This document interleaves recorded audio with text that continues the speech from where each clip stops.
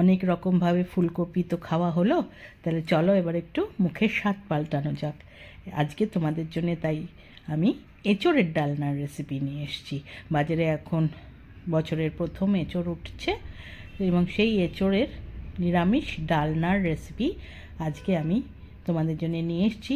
ভাত, রুটি, লুচি, পরোটা, fried rice, pulao সব কিছুর সঙ্গে কিন্তু এটা চলে এবং যেহেতু নিরামিষভাবে করেছি সবাই খেতে পারবে। তো চলো শুরু করি। আমি এঁচোড় নিয়েছি 500 গ্রাম, নিয়ে আমি একটু সেদ্ধ করে নিয়েছি একটা সিটি দিয়ে।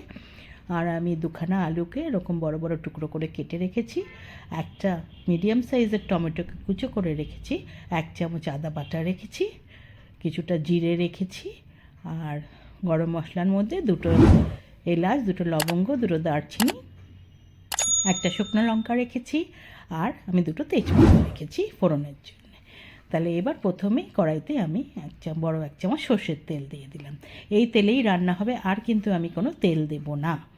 এইবার আমি প্রথমেই তেলটা গরম হলে আলুগুলো আগে দিয়ে দিলাম। যেহেতু এঁচোড়টা আমি সেদ্ধ করে রেখেছি, আলুটা একটু সময় নেবে সেদ্ধ হতে, তাই সুন্দর করে আলুটা ভেজে নিতে হবে, যাতে ভাজতে ভাজতেই আলুটা অনেকটা সেদ্ধ হয়ে যায়। সুন্দর কালার এসে গেছে, পুরো আলুটা ভাজা হয়ে গেছে। আমি আলুগুলোকে কড়াই থেকে তুলে নিলাম।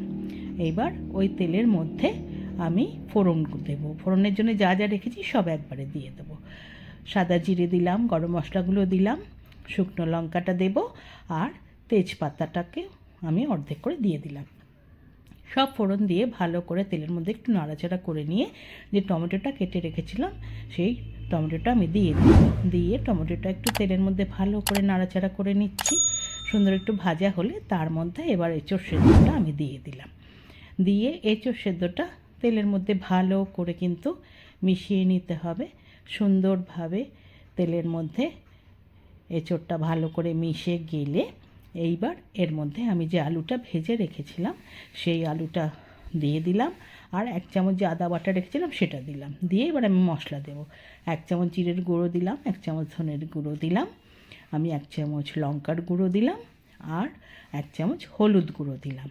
তার সঙ্গে নুন মিষ্টিটাও দেব। 1 চামচ আমি নুন দেব, আর আমি 1 চামচ থেকে একটু কম চিনি দেব, আর সামান্য জল দিয়ে আমি কষাবো।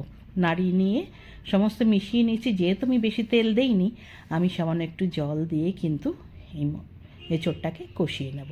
কারণ যেহেতু এটা নিরামিষ এঁচোড়, এই সুন্দর কষিয়েই কিন্তু এর স্বাদ বাড়াতে হবে, তাই সুন্দরভাবে কিন্তু এঁচোড়টা কষাতে হবে মশলার সাথে।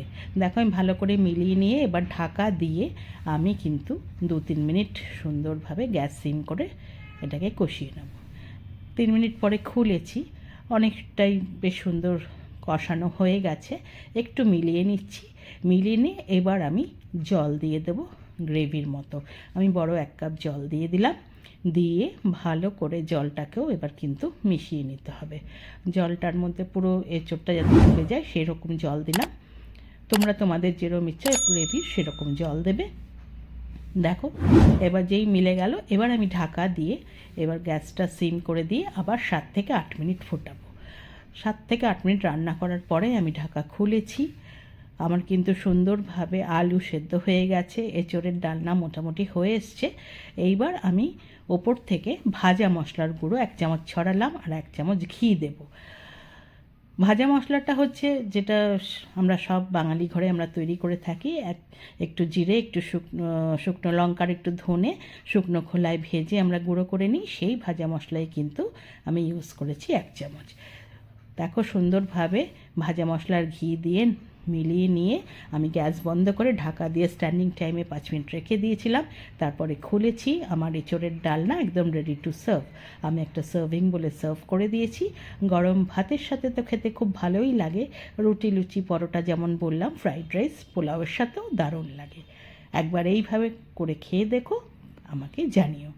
রান্নাটা যদি ভালো লেগে থাকে একটা লাইক করো, কমেন্ট করো, শেয়ার করো। যারা এখনও আমার চ্যানেলটা সাবস্ক্রাইব করোনি প্লিজ সাবস্ক্রাইব করে দিও। পাশে থাকা বেল আইকনটা প্রেস করবে, তাহলে আমার তৈরি সমস্ত রান্নার নোটিফিকেশন তোমাদের কাছে পৌঁছে যাবে।